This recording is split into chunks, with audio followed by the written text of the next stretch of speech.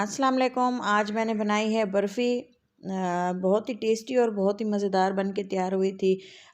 इसको हम लाहौरी बर्फ़ी भी कह सकते हैं। इसका टेस्ट बहुत शानदार होता है। अक्सर हम मिठाइयों में खाते हैं तो एक बहुत ही मज़ेदार सी बर्फ़ी हम खाते हैं तो कहते हैं कि इसको अगर हम घर पे बना लें तो कैसा रहेगा। तो अगर आप इसको बनाना चाहते हैं तो ये वीडियो के साथ रहें और इसको आसानी से बनाना कितना आसान है आप देख सकते हैं। ये देखें, इसके लिए मैंने लिया है आधा कप दूध का, आधा कप चीनी ली है मैंने इसके लिए। अगर आप चाहें तो 1 कप से भी बना सकते हैं। अगर आप इसको मीठा बनाना चाहते हैं तो इसके लिए क्वांटिटी ज़्यादा चीज़ों की क्वांटिटी बढ़ानी पड़ेगी। सबसे पहले हमने चीनी को कैरामलाइज़ कर लेना है। इसको कैरामलाइज़ करने के लिए अगर आप इसमें 1 से 2 टेबल स्पून या थोड़ा-सा 1 घूंट जितना पानी डाल देंगे ना, तो जब हम इसको कैरामलाइज़ करेंगे ना तो ये ईज़िली हो जाएगी। तो थोड़ा-सा पानी डाला है और इसको इसी तरह से मिक्सिंग करते हुए पकाया है। आप देख सकते हैं ज्यों-ज्यों पकाते जाएँगे इसका कलर चेंज होता जाएगा। तो ये देखें, ये कैरामलाइज़ हो रहा है। तो अगर आप इसको थोड़ी देर के लिए भी स्किप कर देंगे हिलाना, तो ये कहीं से जल जाएगा और कहीं से ज़्यादा पक जाएगा। तो साथ ही मैंने आधा लीटर इसमें दूध डाल दिया है। तो आधा लीटर दूध के लिए हमने आधा कप जो है चीनी ली है। अगर आप 1 केजी दूध लेंगे तो 1 कप इसमें डालेंगे। तो ये आप सोच रहे होंगे कि ये तो सारा जम चुका है। अगर आप घर पे बना रहे हैं और आपके साथ ऐसा होता है तो आप फ़िक्र बिल्कुल भी नहीं कीजिएगा। तो आप इसको अच्छी तरह से मिक्स करेंगे और इसके साथ ही आप ये देखें, ये किस तरह से इसका जो कैरामलाइज़ वाला शीरा था वो सख्त हो चुका है। और ज्यों-ज्यों ये पकता जाएगा, पानी दूध गर्म होता जाएगा ना, तो ये मेल्ट होना स्टार्ट हो जाएगा। तो इसको साथ ही हमने पकाते रहना है और फ्लेम को इस जगह पे हमने हाई कर देना है। अच्छी तरह से इसको बॉयल आने देना है। अगर आप चाहते हैं कि ये गाढ़ा सा हो जाए तो इसको आपने 5 से 7 मिनट मज़ीद इसको हाई फ्लेम पे पकाना है और साथ खड़े रहना है। तो आप ये ज़हन में रखें कि अगर आप इसकी फ्लेम को हाई करके छोड़ के चले जाएँगे तो ये सारा दूध जो है बाहर उबल के बाहर आ जाएगा। तो साथ ही हमने इसको पकाया, पकाते हुए हम 5 से 6 मिनट हो चुके हैं और साथ ही हमने इसका नेक्स्ट जो स्टेप है वो कर लेना है। इसके लिए मैंने 1 चम्मच देसी घी लिया है और इसको थोड़ा-सा हमने गर्म होने देना है। और इसके साथ ही मैंने लेना है मैदा। मैदे से हमने इसको बनाना है मिल्क पाउडर। और इसके अलावा भी बर्फ़ी और मावा या खोया बनाने के बहुत से तरीके हैं, लेकिन अगर ये जो मैं आपके साथ शेयर करने वाली हूँ, ये आप आधा किलो से 2 किलो बर्फ़ी बना सकते हैं। तो इसके लिए मैंने आधा किलो मैदा ली है। अगर आप ज़्यादा क्वांटिटी में बनाएँगे ना तो क्वांटिटी को और चीज़ों को डबल कर लेंगे। तो साथ ही हमने इसको अच्छी तरह से भुनाई इसकी करनी है। हमने इसको इतना भूनना है कि ये गोल्डन सा कलर ले आए और इतना इसको पकाना है इसकी कच्ची स्मेल जो है वो ख़त्म हो जाए। अच्छी तरह से इसको भून लेना है। भून लेने के बाद हमने इसको नेक्स्ट जो स्टेप करना है वो आप वीडियो को एंड तक देखेंगे, कंप्लीट वॉच करेंगे, तब आ जाके आपकी इतनी मज़ेदार सी बर्फ़ी घर पे तैयार हो जाएगी। तो ये देखें, आप देख सकते हैं इसको अच्छी तरह से भून लेना है बिल्कुल। अगर इसको इतना भूनेंगे ना, ये जो लम्स वगैरह ना बाद में ये खुद ही घुल जाएंगे और ये दानेदार सा बन जाएगा। तो घी हमने इतना ही लेना है क्योंकि हमने फुल फैट दूध पहले से लिया हुआ है। और इसके अलावा जो है ये वो भी अपना घी छोड़ेगा और बर्फ़ी बहुत ज़्यादा शानदार बन के तैयार होगी।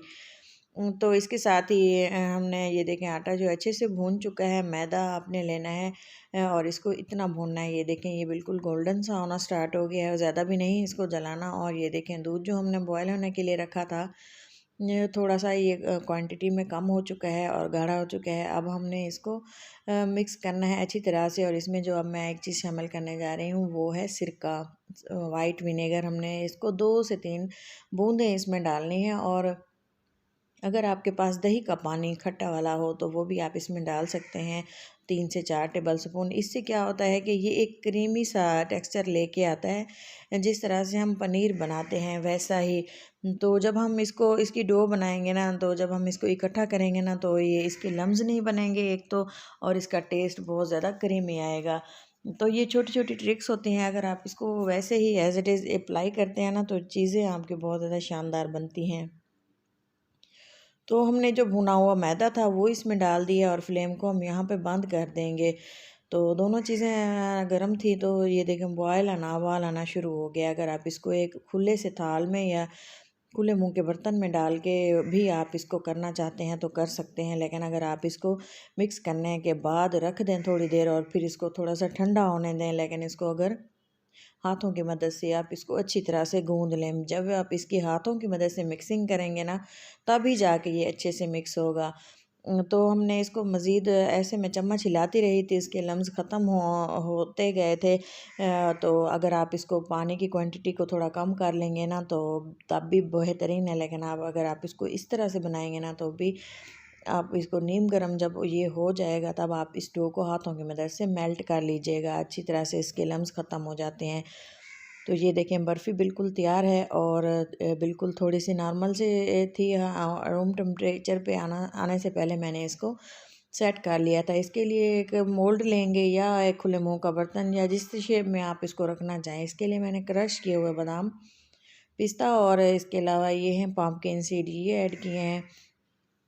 अगर आप नट्स इस्तेमाल नहीं करना चाहते तो स्किप भी कर सकते हैं। इसके जगह सिल्वर पेपर वगैरह भी आप यूज़ कर सकते हैं। और इसके साथ ही मैंने बर्फ़ी का जो बैटर हमने तैयार किया हुआ था, वो इस तरह से हमने रख के दबा दिया, ताकि मैं इसको चाहती थी कि अच्छे से सेट हो जाए। हाथों का इस्तेमाल किए, हाथों को अच्छे से वॉश किया करें, तो इससे काम जो है आसानी से हो जाता है। बाज़ औक़ात जो है हाथों के बग़ैर काम नहीं हो पाता। तो चलें जी, इसको अच्छे से हमने दबा देना है और अच्छे से प्रेस करके इसको शेप दे देनी है। शेप देने के बाद हमने इसकी अच्छी सी कटिंग कर लेनी है। तब तक इसको देखें मैंने किस तरह से सेट किया। मैं ये चाहती थी कि इसमें जो एयर्स वगैरह होते हैं वो निकल जाएं, और इसकी अच्छी सी शेप के लिए इसको मैंने सेट करके थोड़ी देर रखा। और इसके बाद इसी तरह का एक और बर्तन रखा, और ये लेकिन ये था बहुत छोटा, तो मेरे पास यही फ़िलहाल अवेलेबल था। तो इसको मैंने इस तरह से निकाल लिया, और साथ ही मैंने इसकी की कटिंग करने के बाद जो है आप देखें कितना इसका माशाल्लाह से खूबसूरत सा कलर है।